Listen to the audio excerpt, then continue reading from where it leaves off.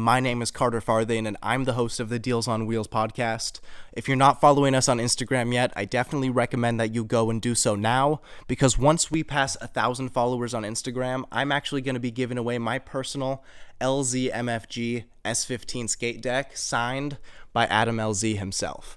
If you're interested in learning on how to win this, I definitely recommend you go and follow our Instagram, because once we pass 1,000 followers, I'm going to be announcing the giveaway.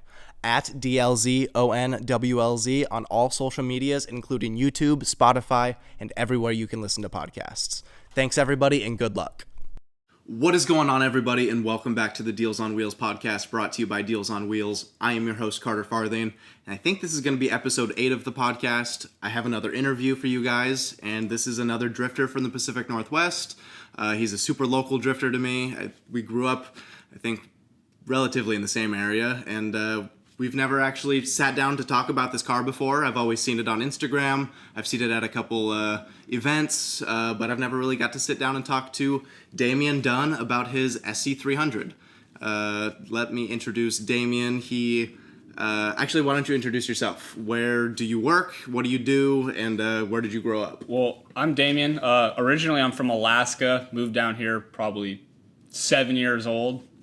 Kind of regret it, but it is what it is. I do HVAC for a living. It absolutely pays for everything I need it to on my car. I absolutely love doing it. Probably been 7 years. Got into drifting about halfway through my career of doing it, and it has just helped me since then.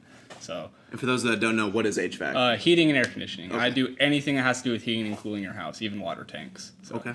So you do more, not commercial stuff, but residential stuff? Residential, lots of residential. I've done some commercial, but it's not very much of it. Have you been with the same company the entire time, or have you floated around? I think it's about the 4th company I've been with in about probably 6 years of doing it. Mm-hmm.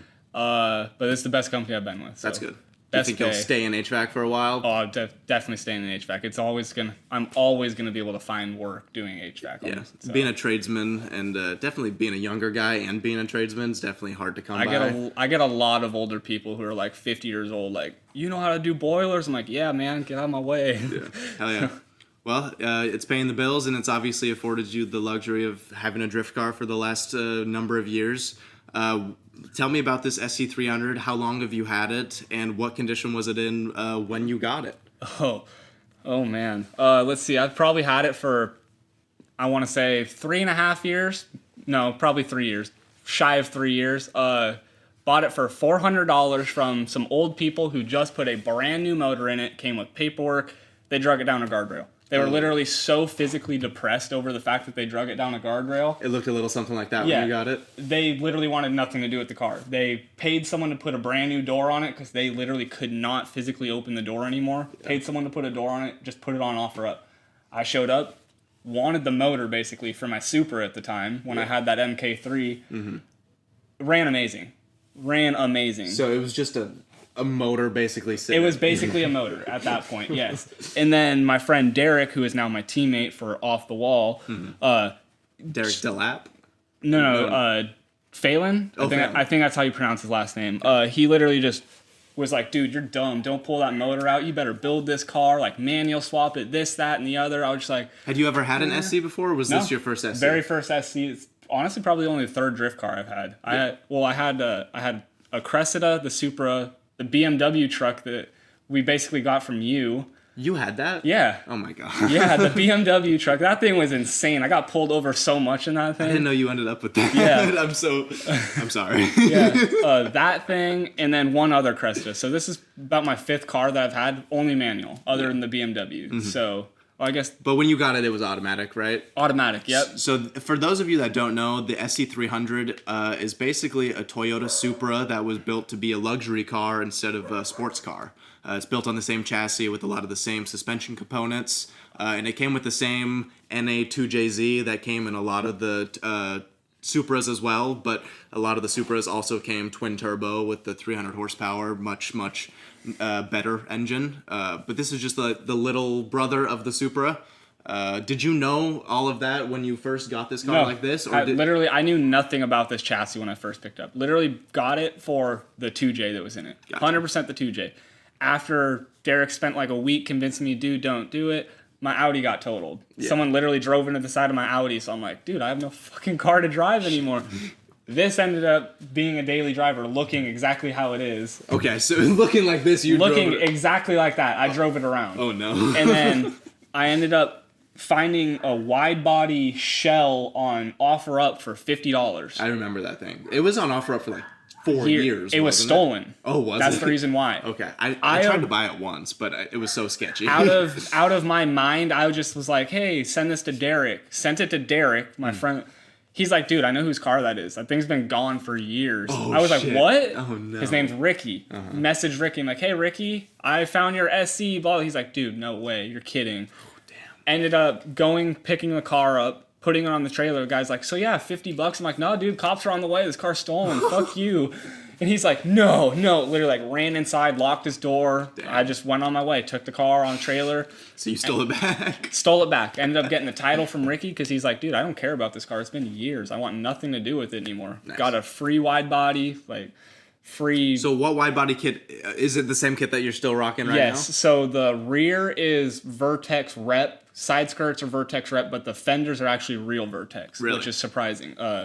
Those fenders are amazing quality. I can stand on that thing and it will not break. They're still one piece after years of abuse. Yep. And then my front bumper is 100% full custom. I took the SC upper and I took an S14 lower and molded them together. So I have a Is it a Vertex S14 bumper? Or I'm not 100% sure. Yeah. But it's got the same chunky bottom. Yeah, same chunky bottom. I think we should have a picture here. Yeah, so, it sits so this low. is after you put the fenders, side skirts, and rear bumper on. Yep, I drove it around as an automatic like that. Hit a few drift events as an automatic. Bad fitment and everything. Drove okay, but it wasn't fun. Yeah, it obviously looked a little bit better than the totaled look, where it didn't even have a quarter And panel. that's what happens when you take your over fender off. Yeah. So that was actually right before paint too. Okay.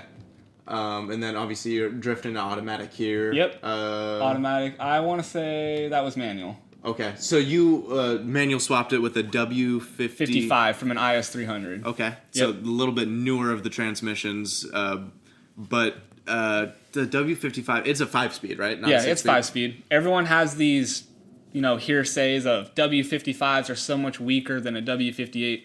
They're pretty much exactly the same internals. The fifth gear is a little bit different, and then they're a lot shorter. So I actually had to cut out my transmission tunnel, unfortunately. Aren't a lot of the W55s a lot newer, though? Because the W56 is where the MX-73 Cressida is back, or the Mark III Supras. W56 is actually a two-wheel drive Toyota truck. Oh, is it? Yeah. W58's like that's right, W58. First gen with the shifter forward. That's like MK2 Supras and stuff. That's right. Yeah. So I got lucky finding a full 5-speed swap for $500. You'll never find a transmission for under $500 alone anymore. No, not anymore. And I got the entire swap. So driveline, clutch, master, like everything. Back in the day. Yep. And then did you do the manual transmission swap yourself?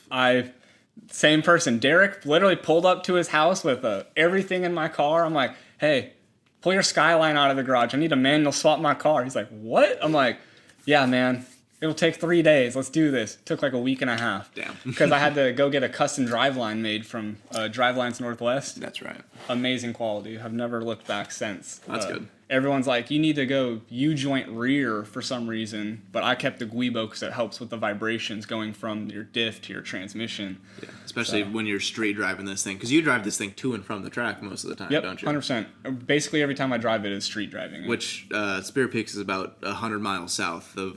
It's an hour and 40 minutes from my house. Yeah. Yep. So it's quite the trek to get it down there, and then you beat on it and turn around and drive it back home. I think one time I would have not been able to make it home, but luckily I did bring a trailer that one day. I broke a tie rod bolt, which I have to get shipped from New Zealand, so... Shit. Yeah. So obviously you went through and got it painted. I think the day after you got it painted was the day we all met at Russell's house. Or was the day I got my car back from paint, I took it over to Russell's house. I remember that. You were stunting on all of us. Because obviously you had been driving around the white, mismatched 100 different 50 colors. 50 Shades of White. 50 Shades of White SC300 around. And then we're all hanging out at Russell's. I don't know if it was a 4th of July party. No, or, it was his birthday party, wasn't it? I think it was Mason's or Tyler's birthday. It was somebody's birthday party. And we're all just sitting in the cul-de-sac, and we see you roll around in this fucking... I mean, from going what it was to you pulling up with this sparkly ass peach paint job. Yeah. Tell me about the process of getting this thing painted and pretty much what you had to do to get it to that point and who did it for you. The process of getting it painted was basically, I was going to paint it myself. I literally own everything to paint a car. Gun, like everything. I was just like, I don't want to do this. I don't want to, my first paint job, I want it to look horrible. So I found someone, Renegade's Drift Team, Tyler West. Oh, yeah. He's the one that actually painted my car. $400. That's all I paid him. I supplied paint, I did prep, everything, gave him $400, and I've never looked back since. It's amazing. Yeah. The flake actually looks so good in it, surprisingly. I was going to go yellow, but I decided not to because I already had so many yellow accents. My helmet, I actually have a yellow thrash seat, my yellow thrash steering wheel. What happened to your yellow thrash seat? Why is the yellow? I do not want to get it dirty. Okay. After putting the yellow thrash wheel in one event, there was literally black all over it. I took the seat out. Yeah. That wheel is a 1 of 40 or a 1 of 10. 1 of 10 wheels. So Yep. One of the most rare pieces, probably the most rare piece on your car. Besides 100%. The front bumper, since that's a 1 of 1 that I would definitely say the wheel is definitely the most quote unquote valuable part of my car. Absolutely. Nice. And you're happy with that wheel? It feels good. Oh yeah, it's actually a smaller. I think it's smaller than a 300 mil, so it's not like big. I literally can just grab it and put my arms in my lap while I drift, and it's just so nice instead of like holding it out like this. Yeah, a little bit more comfortable seating position. Oh yeah. Do you think you'll go yellow with the paint eventually, or are you gonna stick with the peach? No, I think honestly, I think purple is the next one. That'd be nice. Derek just painted his car that dark midnight purple. Is that 32? No, his the Odivia front S13 right hand drive that Forrest had. He bought that. Oh really? It was green. Yeah, the paint job on that thing was absolute shit, dude. Forrest fucked that paint job up. He used like glitter from Walmart and stuff. Michael's actual craft glitter. No, that's exactly what he used. So Perfect. Derek had to get the car completely repainted. Now it's the most insane dark purple. The carbon fibers light purple. Like maybe we'll have to bring him in here. I'd love to see that car. Oh yeah, he would definitely probably love to do this. But yeah, I'm going same exact color as him. That'd be sick. Because you guys are what other cars are in the off the wall drift garage drift team? It's so Derek Chandler, he's got the S14. He had the IS, sold that. Now he's got the S14. Okay. It's got an RB25 Neo in it, yeah. and it's got a fully molded kit, which sucks. So Really? if you crack a side skirt, crack an over fender, literally have to cut it off to fix it. That sounds terrible. Yeah, it is what it is at that point. And then there's Cameron, he's kind of like, he really is the one that started it with Derek, but he's like in the back burner. He's got 10-year-old daughter, like he works every day. He's like 35 years old. He's got a Mustang? Two GS300s. Oh, Yeah. He's got a white one and a green one. Oh, I think I have seen you post one's a couple first pictures gen and one's a second gen. Okay. And he was like, him and Derek were the ones that really started it, but me and Derek are kind of the ones that like stay in it because we're the ones that drive a lot. Yeah, you guys are always down at Spirit Peaks. So let's talk about your drifting career as it's gone. When was your first drift event, and was it in the SC300, or did you drift Spirit Peaks in a previous chassis? 100%. So Spirit Peaks had been open for probably 2 years prior before I even found out what it was. Had no idea what it was, and I was just like, all right, let's do it. Loaded up by myself, full automatic car, stock tire, stock wheels. Very first drift event. Went over to the skid pad to try and get comfortable. Ended up in the ditch. Literally full on. So my diff. These cars act weird when they're factory. They act like they have a welded diff, but they don't. So you can have 2-tire fire, and out of nowhere it'll just be 1 tire. Yeah. That happened to me, and ended up straightening out and going straight into the ditch. Bent my radiator support upward. Oh my god. That's literally all that happened though. Got pulled straight out, and actually ended up going out onto the track after that. I was like, all right, I think I got this. So. Yeah, I probably hit 8 events before I actually manual swapped it. Okay. So. Well, that's good. I mean, you got your sea legs before you actually went and committed yourself to building a drift car and jumping fully into the drifting motorsport. I mean, now pretty much everything you think about now is drifting and trying to get to the next event, right? Yeah, 100%. I think like I've driven this to park, but I've never driven it to park and drifted. I think that's one I want to do because that's a 5-hour trip and then driving. Is that the farthest you've street driven this thing? Yep. Down to it's Medford. Well, right? I guess no, it's Canby. Canby. I want to. Well, I guess in total street driving, I've actually driven from here to Bellingham and then Bellingham to Vancouver, all in one day. I went and picked up a rear bumper from Ethan, who lives in basically like Kirkland. I guess not Bellingham, Kirkland area. And then drove from there straight down to Vancouver to drop off a diff and then home. So, I mean, that was like 8 hours of solid driving. And no issues on the... It started misfiring halfway through because it got so damn hot. So I pulled over for like 5 minutes and it was done. That was that. Just needed a second to cool off. That was... when did you switch over to the Mishimoto radiator? Was it after your accident? No, it was probably a year after that. It didn't break the radiator. It just like moved it upward. So my radiator was always sitting like this. But have you been happy with the Mishimoto so far? Any cooling issues at the track? I'm honestly probably going to get a Koyo. Like, it does stay cool, but not as cool as I would like it to. Yeah. So either that or I just need to put an E fan on it because my stock fan isn't working good enough. Yeah. I mean, if you can keep a good stock fan with a good new clutch on it, it's always nice to keep a stock fan and a stock shroud. But I'm guessing there's no stock shroud on there. There's a stock shroud on there. There is a shroud on there? Yeah, it broke like not too long ago, and I thought I was going to have to figure something out. Went over to my parts car, and there was one in the damn trunk, man. There I was like, go. nice. Come up. So That's the best part about having I mean, you have a full parts car from... Yep. Is the parts car you have still the stolen chassis with the wide body? Yep, so, 100%. Hell yeah. And that, I mean, you have titles for both of them. Yep. And then this thing is a street car as well. You drive it on the street for the most part? Yeah, it's tabbed, full of coverage. Like, I'll drive this... I wouldn't hesitate to drive this anywhere. Hell yeah. Well, I wouldn't wheel it, but... Yeah. Does it have AC still or no AC? No AC. Damn. Actually, when I did the radiator swap, I pulled it out. It had AC, but just a lot of the lines were in my way from working on a lot of stuff, and I was just like, it's a race car. I might as well just pull it out. Yeah. And then you obviously functioning windows and everything. So, I mean, this thing is ready to go pretty much anywhere whenever you want. Are you planning on driving down to a park event eventually? Or would you probably trailer it? Honestly, probably sometime next year once I dial a little bit more stuff in. I got to pull my front and rear subframe out and replace all the bushings. Yeah.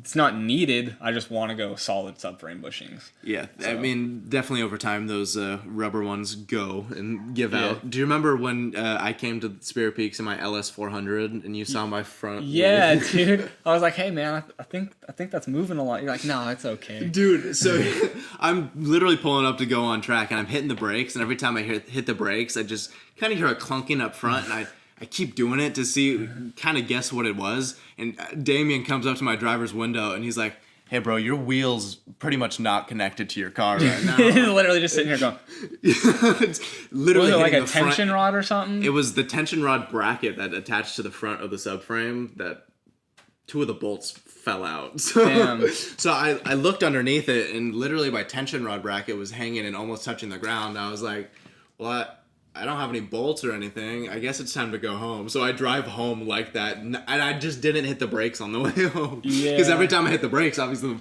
would just jam forward. So I mean, at low speeds, I can see it not being a problem. But a highway, if someone cuts you off, that's a problem. Yeah, I pretty much just, for an hour and a half, drove with my hazards in the right lane. You just gotta let me know. I carry a bolt kit with me. Yeah, I probably should have, but I was just so embarrassed because I was like, oh no, the car's fine. And then I looked at it and I was like, oh, the car's not fine. So I just drove it home.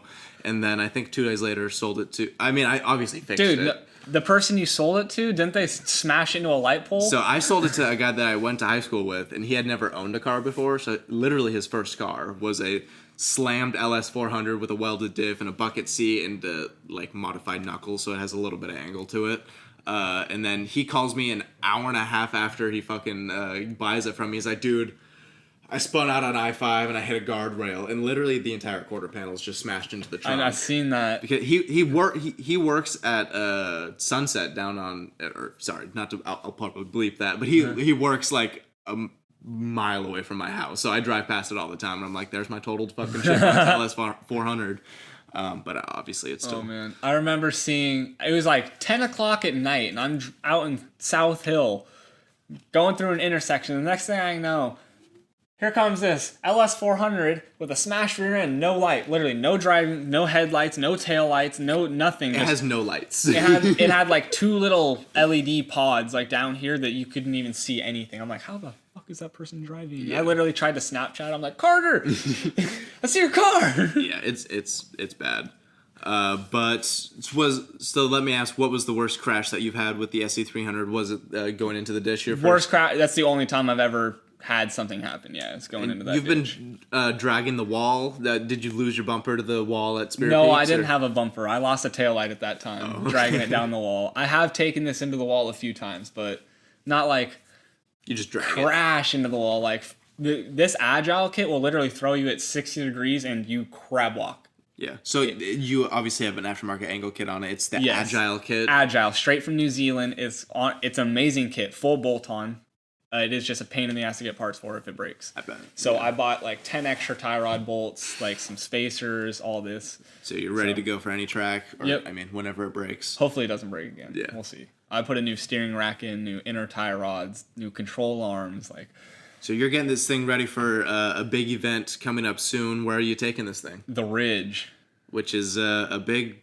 It's a road course. Like a road course. A lot of time attacks and road course stuff there. Yeah. Global Time Attack's the one putting the event on, and luckily Lone Star Drift was able to like co-sign it and get a drift part in there. So I'm like, there's no way I'm missing out on another Lone Star Drift event. So. Yeah, I went to the first one in the Mustang, and it was pretty hectic. I mean, not hectic as in there's a lot of drivers, but I mean, when you get there's only one person out on track for like the skid pad, because there's like one little track that you get to warm up on before you go out onto the road course, because the road course is, I believe, like a 4-mile long changing elevation, full multi-million-dollar racing complex, and you have to get approved by Aaron Losey himself on the small course before you can get approved to go out on the big course.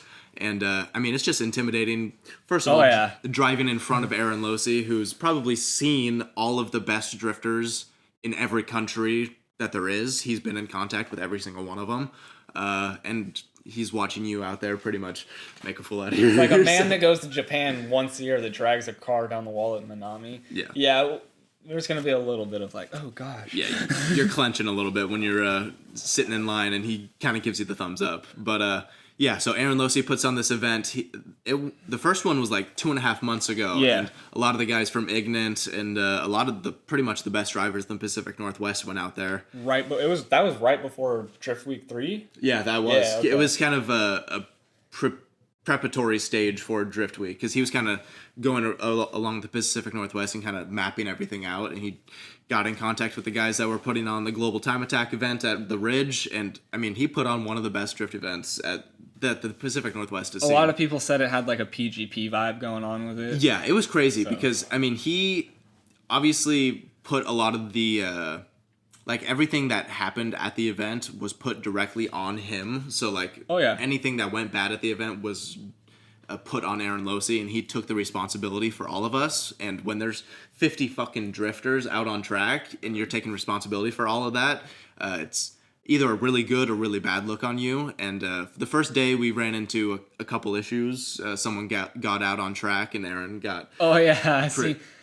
pretty upset with him, and he got kicked out. And but I mean, Aaron is definitely one of the best event coordinators out of anyone. I love watching his videos, man. Yeah, and definitely content creator too. Yes. He was pretty much the inspiration for this podcast, because he just pretty much sits down with drifters and talks about their drift cars with them for about half an hour or 45 minutes. Yeah, I don't know a lot of people that do stuff like this. Like, he does it, and then Serial 9 has started like doing podcasts. I think they're like 20 deep right now. I've been listening to those. Nice. Pretty interesting. Good. Are they bringing actual drifters and chassis No, they do it like, they don't do video. I think they just do audio. But yeah, they bring in some random people. They talk about stuff.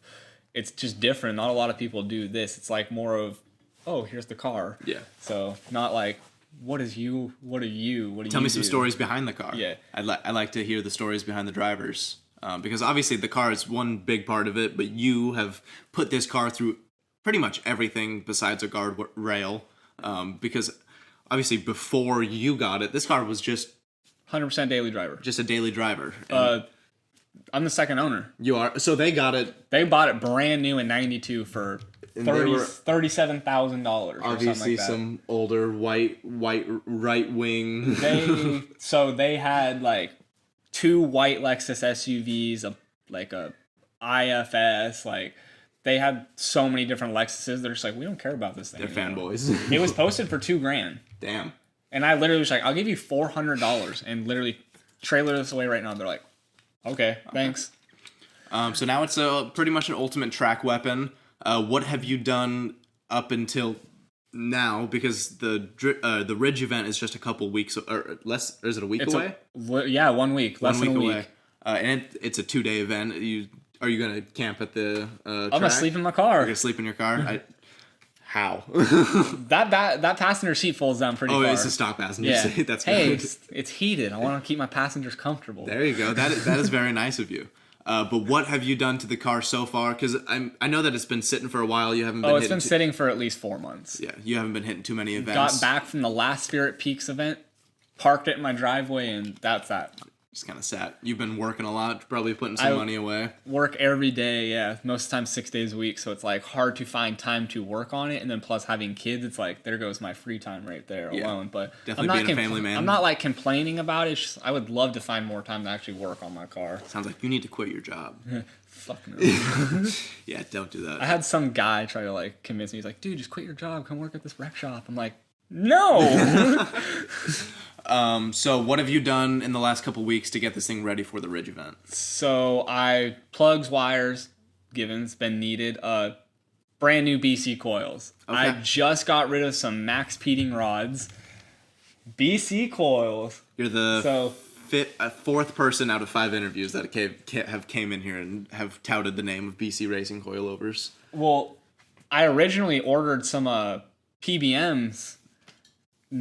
Got stuck in customs over in Japan. Never showed up. Literally, Japan? Don't they ship out of California? No, I thought they had. They didn't have any in stock, so I had to order them from Japan. Shit. Got stuck in customs. Literally contacted. 3 weeks goes by. I'm like, dude, you better give me a refund before I just like lose my mind. Yeah. Got my refund. Ended up just riding the eBays for a little bit longer. Did a HVAC side job. Just installed a line set for someone. He's like, hey, so I can either pay you cash or I got these coilovers. I'm like, I'll take the fucking coilovers, man. You got paid brand new BC Racing? Were they brand new in the box or were they used? They weren't brand new. They were like 1,000 miles. Yeah. So you got some nice They're for a Supra. They're Mark IV Supra because obviously they share the same. Toyota Supra. There you go. I think I had... No, I'm trying to remember. My JZX 90, I got some BC Racing coilovers. They weren't Supra coilovers. They were... Fuck, what were they? They were some other Toyota chassis that obviously just fit the JZX 90 as well. I can't remember what they IS300. Oh, they were IS300. IS300, sorry, yeah. Yeah, they were IS300 It's really weird how the chassis stuff works. You can take like the whole front end, like subframe and everything, and put it in a JZX. Yeah. It's weird. Which is, I mean, probably a whole lot. I mean, in America, we obviously didn't get the JZX. There's a lot more American-based companies that make aftermarket parts for the IS300 opposed to any JZX chassis. But obviously you have the angle kit, you have the coilovers, and you said you rebuilt or did you replace the steering rack as well in this thing? Or was that a while ago? Replaced it. Yeah. I didn't want to deal with it. I just pulled it out, put a new one in. Nice. The O'Reilly special? Huh? The O'Reilly special or what'd you? Yeah, nice. O'Reilly special. Lifetime warranty on that motherfucker. It was only like $70 after my core swap. So it was like $160 and they're like $80 for a core. I'm like, that doesn't sound right, but okay. All right. And then obviously you got the wide body. What other suspension modifications do you have to this thing? Does it have adjustable arms and everything? That's it. Just it's got stock upper and lower arms. It just has an angle kit and coils. Nice. And other than that, I mean, I haven't complained very much with it because I have the wide body, so it helps a ton compared to like Ethan. He had to buy Megan rear upper arms and actually cut and weld them shorter so he can get zero camber. Yeah. Because he rubbed hardcore apparently because I think he's got like 11.5 VSKFs in the rear. Jesus Christ, a stock body. Stock body or something, Yeah, or like maybe they're 11s, but yeah, he was having a problem, so he had to like try and zero it out as best as he could. Do you remember when I got those Workmeister S1s for my black SC300, and they were literally 19 by 14 and a half? That'd be perfect. Are those 14.5? No, that's literally the spec I'm looking for this. I had Workmeister S1s, and they were 3-piece. They had the bronze faces, chrome lips, and they were 19 by 14.5 rear, 12.5 in the front. And I tried to fit them stock body, and literally 6 inches of the lip were sticking out of the rear quarter These panel. actually fit underneath a very rolled body of an SC. Really? Yeah. So it's not, I mean, the Vertex kit's pretty wide, but it's not too aggressive. It's 55 in the rear, but this side's actually kind of fucked up. Yeah. That's what all that Bondo and primer's for. It actually snapped outward. I was driving the JZ day at Spirit Peaks. Oh, yeah? And my tire popped, and it literally just, my whole entire over fender just went like 15 feet up in the air. Just popped. And the way it broke, it like, because it's layered, it took this layer and pushed it out above this layer. So I was like, what the hell am I going to fix this? Had to cut it out, and it kind of just bowed inward. Well, it looks pretty good. And that's why it rubs so hard. So I mean, you're fended to the lip in the rear. Yeah. So what are your wheel specs? You're obviously running the RPF ones up front, but what are your rears? Are 18 by 12. I think they're like +5 or +10. No spacer, nothing, just full. It fits amazing. Yeah. My ideal wheel would be 19-inch glosses. That'd be nice. That is literally the dream wheel I'm looking for right now, is a good set of glosses that don't have a super messed up face. I bought a pair of rat zingers off of Wheel Gang, and one of the faces is so corroded that like a bolt almost folds all the way through it. So I was like, I kind of got screwed on that. I can probably have someone weld it, but I'd rather just try and find a nice set of faces. 19 by 13 and 19 by 12 would be my ideal spec. That'd be nice. Because I can take those 12s and put them in the front, no question. Oh, that's a good idea. So yeah, for sure. Getting a 7-inch lip and an 8-inch lip and a 5-inch barrel is really what I'm trying to do in the back. Gotcha. And what are the wheels? They're SSR Viennas? Yeah, they're Viennas. They're a 6-inch barrel, 6-inch lip right now. Do you still have all 4? Or yeah, I got all 4. I think one of my front ones is honestly bent, so that's why I got the RPF ones right now. Gotcha. So I'm just gonna probably gonna be a nice little setup for the Ridge. I mean, I'm gonna use the Volinos I've been using Volinos, man. If you ever want to invest in them, do it. I've had the same pair of steer tires for probably 10 events. Hell yeah. They still look brand new. Fuck yeah. I'm about to use them as rears for lots of grip too. Oh, dude, amazing. I mean, you're obviously crab walking this thing. Crab walk in the rain, like no questions asked. Dropping 20 psi and your front end grabs everything. Nice. Everyone has so much complaint about Volino in the rain, which is kind of weird. They just obviously don't air their tires down. So. Yeah. Most people, I mean, novice drifters don't know anything about tire pressure or anything. They pretty much just whatever the tire shop sets the tires at, that's what they run them at. I'm not even gonna lie, my very first rain event, spinning out, just constantly spinning out. 45 psi. 50. I was at 50 psi. Had no idea. I personally don't like driving in the rain. Yes, it does save tires, but I think it's so much more fun to drive in the dry. Yeah.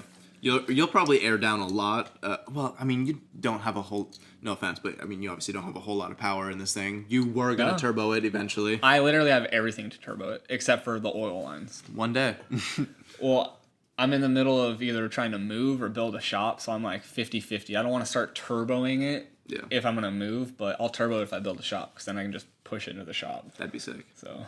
I could probably get it done in a weekend too. I have ECU, Masters ECU, like everything for it. Nice.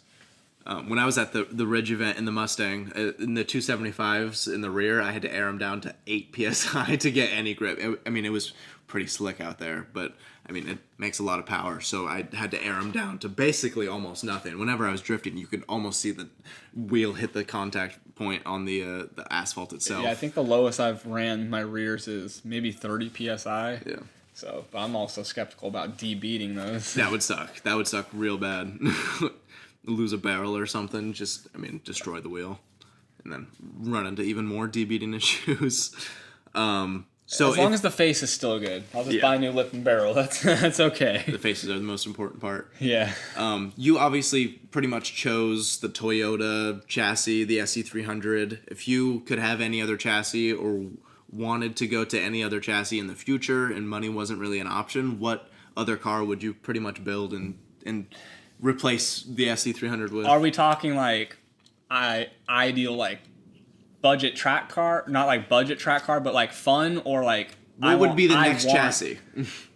Like after you're done with the SC300, what are you gonna go buy? Probably a 350Z. Okay. If I'm being honest.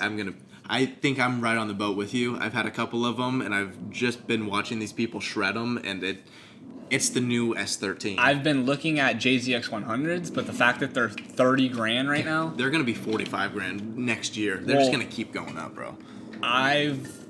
If you put a deposit on one and just leave it in Japan for 2 years, you can get them for 15 grand cheaper. Yeah, for sure. So I'm like, actually, one of my sponsees, he's got 2 of them that are on the way and landing in January, and I want one really bad. I mean, they're so fucking expensive now, but I mean, the JZX 100 with the 1JZ, twin turbo, 6-speed manual, it doesn't get much better than that. You know, when Brent Williams was doing the giveaway on his, I literally was one number off. Oh, that. No he's way. like 173, and I'm pretty sure I was like 172, and I literally looked at my phone. I'm like, you mother. He's So like, close. no. Okay, so your next chassis or dream chassis would be the JZX 100, or Ideally, yes. I'm a Toyota nut. I love Toyotas. My very first vehicle was a Jeep, and basically everything since then has been Toyota. Cressida, Supra. Other than the Audi, 100% daily driver. I don't even consider that. That was just my daily. My fun cars, Toyota, straight Toyota. reliability, baby. 100%. 100% reliability. Have you really had to even touch the motor on this thing? How many miles are on this 2J that's in it? And pretty much tell me the story about this motor and how it's treated you. The paperwork that I was given said this motor was imported from Japan from an NA Supra. Literally gave me the VIN and everything, and it had 46,000 miles. Okay. Like shy of 47. When did you put it in? When did it? I never put it in. The people that got it from. Oh, so this like, obviously this is okay. Yeah, they paid Toyota of God. Where did they live? Like Centralia, wherever the Toyota is down there. They actually paid Toyota to put this new motor in it. That's they awesome. paid Toyota to put the new door on it. All that stuff. I've done a distributor gasket. Like if I'm talking like actual motor maintenance, a distributor gasket, an alternator because the distributor leaked on it and killed it. Yeah. I just got it rebuilt to a 200 amp.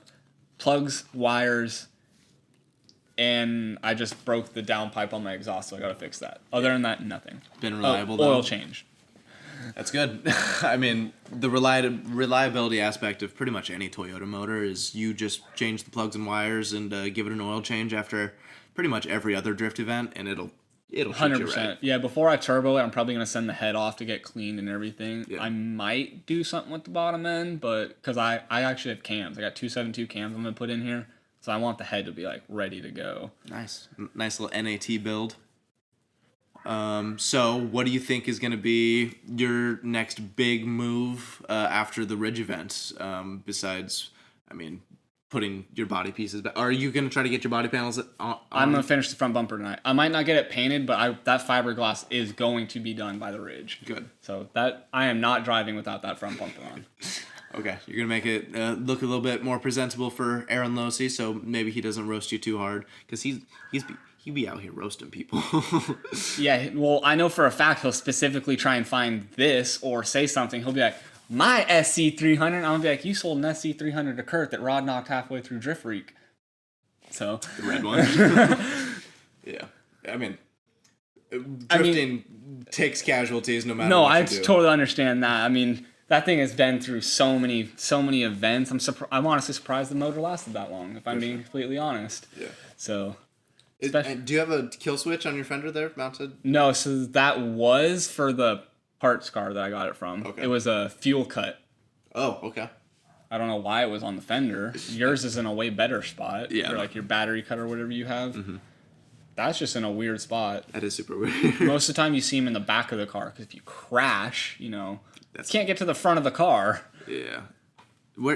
I wonder if that's where the fuel filter. Where's the fuel filter on this thing? Is it in the tank? Is it just an end tank? Down here on this side, right in front of the wheel. Yeah, that is such a bizarre place for it.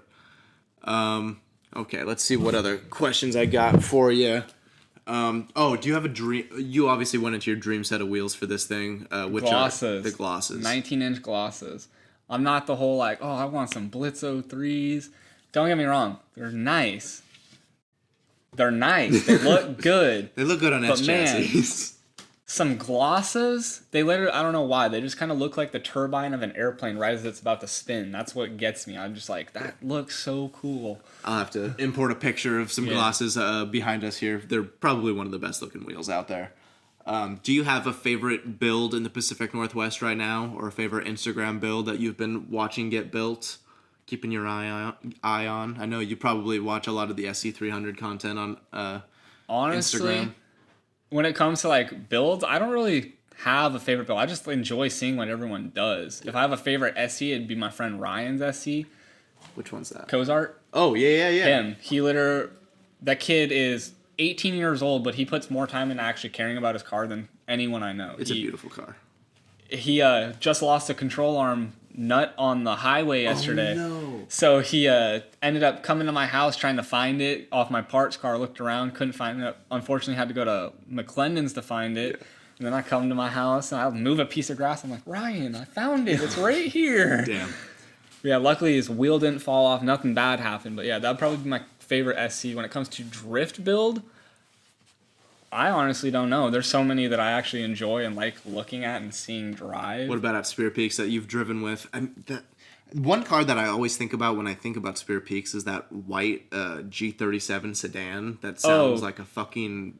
I don't know. Panda, VQ Panda? Yeah, that thing is insane and makes the craziest sounds out of any Infiniti. VQ Panda. I know that car. I've never driven with him. I think the only person I've actually driven with and gotten tandems with would be Jonathan in a C4 Corvette. Yeah. Come to find out, that's where my door trim got messed up. Is that C4 Drifter? C4 Drifter, yep. He's actually on the 2021 Drift Nation Netflix thing right now. I thought you said he was going on Drift Week. No, he did do Drift Week. He did Drift Week 3, but he That's right. very first track he ended up massive oil pouring out of his motor, unfortunately. Super sucks. But now he's fixed the motor since then. Do you see what he did? Gooseneck C4. His Gooseneck C4 to tow his other C4. I'm definitely going to throw a picture up here. He took a black C4 and took a gooseneck trailer, and he mounted the gooseneck.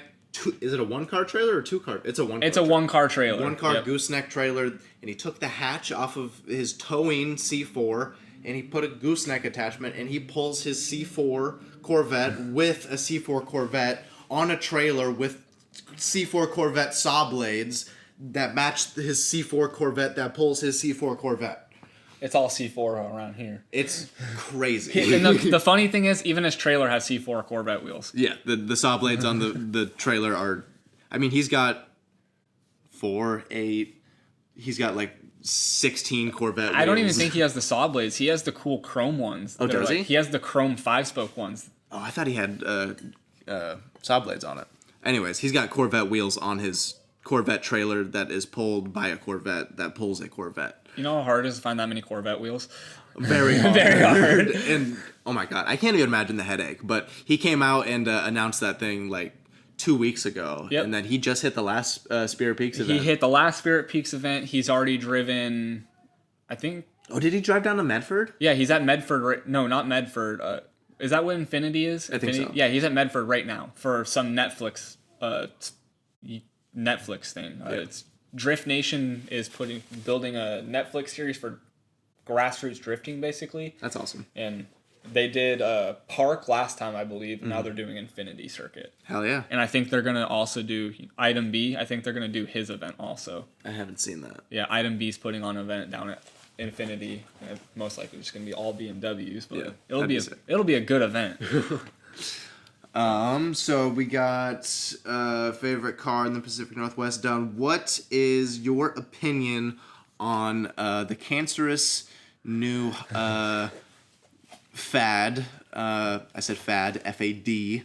That has pretty much overtaken the car community, which is takeovers. You don't want my opinion on takeovers? I think I want your opinion on takeovers because we probably shared the same opinion on takeovers. I literally think it is the dumbest shit ever. Why would you go sit in an intersection doing donuts? Oh, it's cool. It's reckless. It is dumb. You're going to hit someone. You're going to kill someone. You are literally wasting my time when I get pulled over by a cop. I got pulled over by a cop, and he literally goes, "You got license, registration, insurance?" I go, yes. And he goes, "Cool. Didn't think you have insurance. Have a nice day."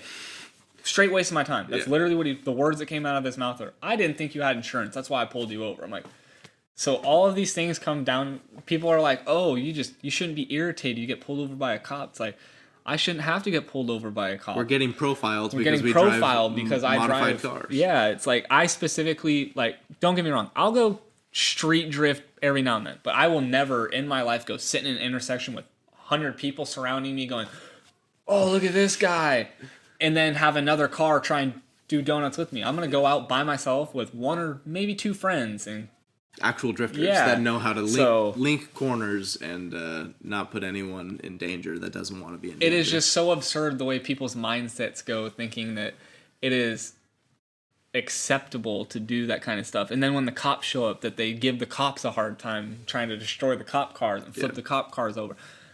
I don't care. If I'm a cop and you come up to my vehicle, I'm either going to pull out my taser or my gun.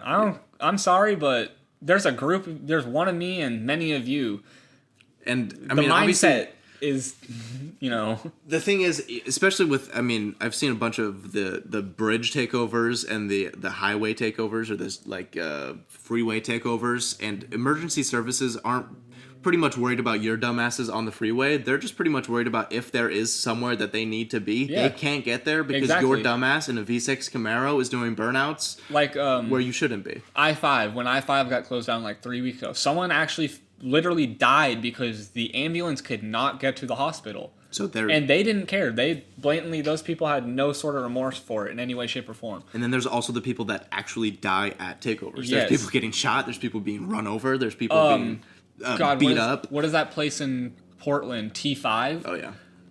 Did you hear about the street bikes? No. 2 street bikes racing. Some guy literally tried to run between the 2 street bikes. One of the street bikes hit him.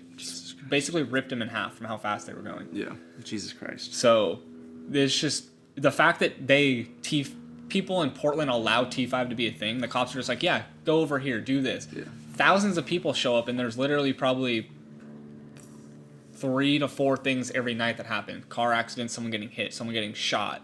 And then the people who run over other people then get attacked by the people who get that mad. That were egging them on. Yeah, exactly. So how does that make sense for you egging people on? Get as close as you can. When they get a little too close, you go, you're the worst person ever. And they're dragging them out of the car, beating the shit out of them. When, I mean, there's no honor. They have no sort of remorse because they only care about themselves in that point in time. They care about... I don't even think they think about themselves. I don't even know what they're thinking. It's literally like they're not even thinking because they're not getting anything from it. They're not gaining any experience. They're not getting any clout. They don't look cool. No. I don't know who looks at a takeover, looks at donuts. And they're not even doing figure eights. They're literally just doing circles and what do they call it? Where they like whip it backwards. They do this dumbass thing where they literally spin out and they like move it backwards while still doing a burnout, and it doesn't look cool. You guys look like you're retarded. Yeah, like I follow this guy. Like, don't get me wrong, he's got a clean ass SC400 manual. Lives in like California, but he literally all he posts is just videos of him in intersections doing donuts, doing burnouts, like literally almost hitting vehicles. I have noticed that there's a abundance of SCs that have been going to takeovers because I mean they're rear wheel drive cheap cars that make enough power that when you hit the gas and crank the wheel, it'll spin. You can buy an SC400 for under $1,000. Yeah, especially an SC400. They make much more power than they make SC almost 300 wheel, I think, give or take, something like that. That one UZ, if it's healthy enough, I mean, it's making plenty of power. Yeah, so it's like, it's such a gray area on what's accepted and what's not and what's frowned upon. Yeah. It's like, I don't know, like 2 o'clock in the morning, right next to my house, I did a donut in the intersection. There's 2 o'clock in the morning, there's no one around me. No one around. Like, no one... There's just no risk of anyone getting hurt. Besides you. And I mean, we are not professional drivers. No, but I will never in my life, like grassroots, I don't think I'll ever even try and do grassroots. I'm not a competitive person when it comes to driving. I want to have fun with my friends. That is the best part. So, I mean, seat time is the best time. I mean, regardless, I did drive Super D. That was an event that I drove. Yeah. I regret spending the money, but I had a blast being able to drive with like Adam LZ and Animal Style and all them. It was such an experience I'll never be able to get. So it's like, I forgot you did that. Every now and then you have to try to find an event like that, like For a sure. comp to drive, so you can get that experience. But at the same time, I'm not going out of my way to try and constantly chase that. Like a lot of people that drive final bout. Someone went from final bout and literally towed their car straight to the next final bout in like Georgia. I can't remember where it was, but it's like, holy shit, dude. It's a lot of work, a lot of money. I mean, obviously they're having a lot of fun out there, and if you have the money to throw at it, and there's just a lot of money in trying to compete and trying to drive at a professional level for pretty much all year long. Because if you're driving one event a month, you're basically preparing for that event every single day of that month, and then once that event's over, you're turning around and getting ready for another one. And I don't know how people just do that constantly. Yeah, no, 100%. It's a lot of money. A lot of it is like, so some people have like sponsors to help them, and some people have friends to come help them. But it's like between like right now, like 22 to like 30, a lot of these people, they're like working while trying to do it. So it's hard to find people to come and help because they're also trying to do everything themselves. For sure. So I've noticed like a lot of the older people, like Zach Farr and them, they have like this really tight niche community of people that are like, oh yeah, I'm off work, on the way. It's like, and then when it comes to like people my age, they're like, oh yeah, I'm off work, but I gotta go do this, and then I gotta do this to my car. It's like, I understand that, but don't ask me for help when you need help. I'm always jealous of the drifters that live with other drifters. Like, there's a couple houses around here. I mean, like Russell's place. Oh yeah, where they have Russell and Tyler side by side. They literally have two RB25 cars. Like his car. Oh, so he does have an RB25 car, but now his S13 is going V8. Have you seen the V8 that he's building for his S13? His 13, his Laurel. Yes, Laurel's RB25. Isn't that, okay, I think it's RB20. I think it's the stock RB20. Okay, yeah. I don't know much about Nissans. RB drift cars. Yeah, RB drift cars. They live in a duplex, and their garages are side by side, and they live 4 blocks away from the house that I grew up in, and I obviously hung out with Russell a couple times growing up and bought a couple cars from him, a couple motors, and just seeing him go from, I mean, he's pretty much had almost every S13 Dude, he's in the Pacific Northwest. He's owned over 100 cars. Yeah, I'm over 100 now, which is crazy. I'm at like 8, 9.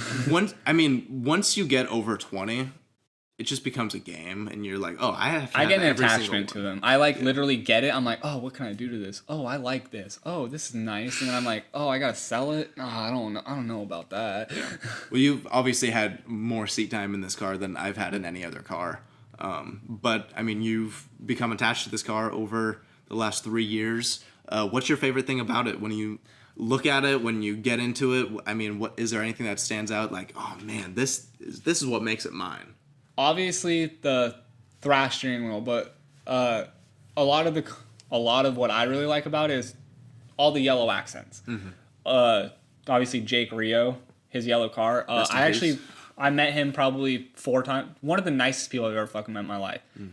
The fact that he was able to put in such a big impact on the community, like, I understand what happened sucks, but if it didn't happen, I don't think the community would have came together as much as it really did. I'd agree. So kind of the whole Rio aspect is kind of the vibe that I like with my car, of having this yellow, like the bring together. Yeah, a little bit of a tribute, which might sound weird, but at the same time, it's like, I don't know. He was an awesome dude. Like, you would walk up to him, he'd just be like, what's going on?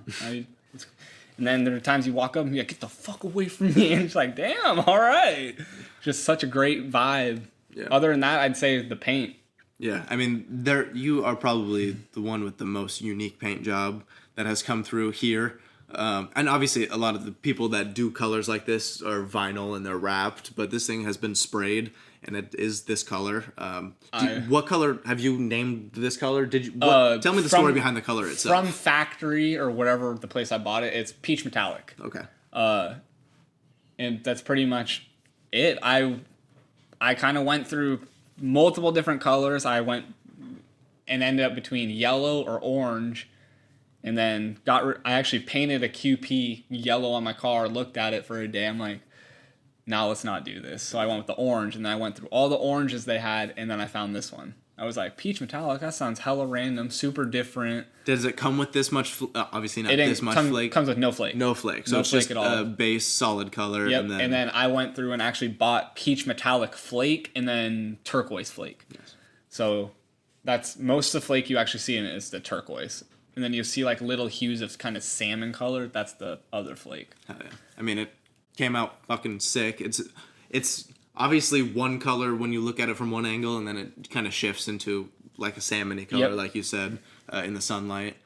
Is all the flake in the clear coat itself? Yes, it's all in the clear coat. Next time I do it, I'm going to do like a clear and flake and then do clear over the top of it. Yeah. Like I have everything to repaint this car the same exact color. Clear coat, primer. Like if I wanted to, I can go paint another car the same exact color. That'd be sick. So.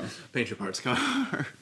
Yeah. Actually, I do plan on putting the interior back together. Yeah. So this car and a lot of the SC300s came with a tan interior. Do you have any plans of doing the black interior swap, or are you just gonna? Not really plans for that. I do plan on actually putting the door panels back in because one day I was closing the door and it ripped the drivers because these doors are 70 pounds. Yeah, dude. they're heavy. Literally ripped the panel off. So I was like, "Are you kidding me?" So I just pulled the other one off. I actually have LRB door panel deletes. I have LRB rear seat delete. Oh, nice. When I paint my car purple, I'm actually going to paint the panels purple also. So it's all the same purple flake color. That'd be sick. I don't want to put them in right now and potentially like dent them or anything like that. I'd rather wait. But I mean, they are cheap enough. I can probably just buy new ones. Yeah. But center console's going back in, rear seats going back in, all the carpets going back in. I have a brand new headliner for it. So nice. I'm actually going to try to clean it up, make it a little bit more streetable. Yeah, I basically got to the point where I tore it apart to where I can drive it, and now I'm going to put it back together to where I can look nice driving it. Nice.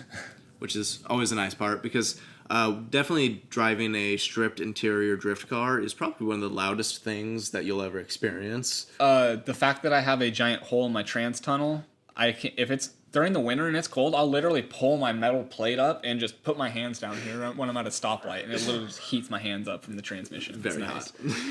It's very nice. So yeah, it'll definitely clean it up once you get the interior back in there. Does your girlfriend like this car? I know you've been with your girl for a while, and about 10 months. 50-50. She's terrified of drifting. She watched that video of Ryland flipping his car at Spirit, and she's like, I will never get in a fucking car again in my life. No, don't take me drifting. And I'm like, I'm not gonna manji the straight. Don't manji the straight. Like, that's nothing against people that manji the straight in any way, shape, or form. I've just, obviously, after watching that, I'm gonna completely avoid it. Yeah. So, she's wanted to go to the Ridge with me, but obviously we got kids and everything, so unfortunately she can't go. Damn. I might do a private event at Evergreen. Try and take her to. I would love to do that. Yeah, I might try and take her to one of those because it's a lot, six vehicles instead of a bunch of vehicles. A lot less stress, a lot less anxiety. She's more of a four-wheel drive kind of person. Okay. She got that Durango I've been fixing up, trying to get that done. How's that Durango going? I see you chasing a bunch of problems with that thing. It's been the steering shaft the entire time. Oh, really? Literally, the steering shaft was completely loose on it. Completely, stripped out and rounded. Oh, like the knurling on it was stripped? Yeah, so I already got a new one, but it didn't come with a new bolt. Damn. So, unfortunately, get that taken care of. Good thing you have a bolt kit. Good thing I got a bolt kit. Always get a bolt kit, kids. Tacoma screw.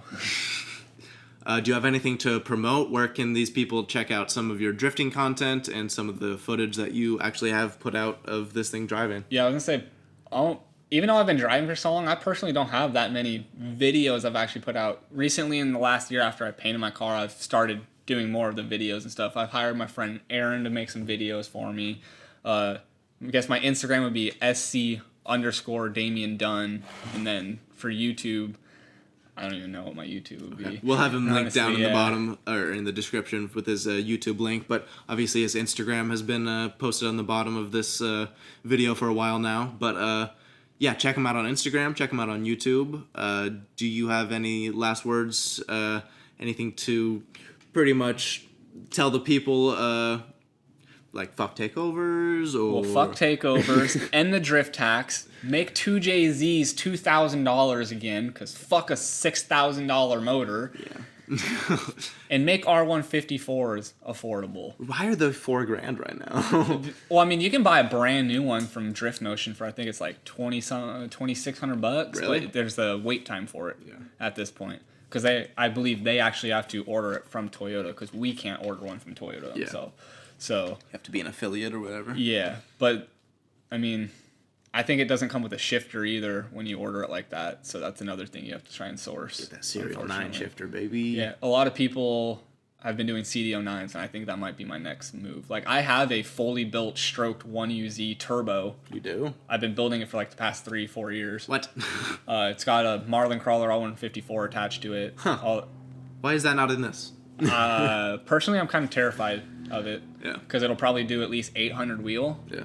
I want nothing to do with that right now. I need seat time before I can even think about that. That's why I'm turboing my car right now. You know, try to go for at least 350, 400 on an NAT build. Yeah. And then drive that for a little bit and then put my 1UZ in. That'd be nice. Cause, so this is going to be the chassis that you're sticking with for probably the foreseeable future. I wouldn't say the chassis, but definitely motor-wise, yeah. I'll probably, because this motor's so healthy, I'll end up probably pulling this out eventually and just rebuilding the bottom end, refreshing it once I put the 1UZ in. Yeah, nice. All right, well, we just stretched out over an hour. I want to thank everyone for listening. If you are not subscribed to the Deals on Wheels YouTube channel, I definitely recommend that you do so now. It definitely helps us out. If you're not following us on Spotify, Apple Music, and Amazon Music, definitely check us out there. You can listen to the Deals on Wheels podcast on every single audio platform. Thank you again, Damian, for stopping by. Absolutely. We're going to go grab some beauty shots of this car to put in the beginning of this podcast.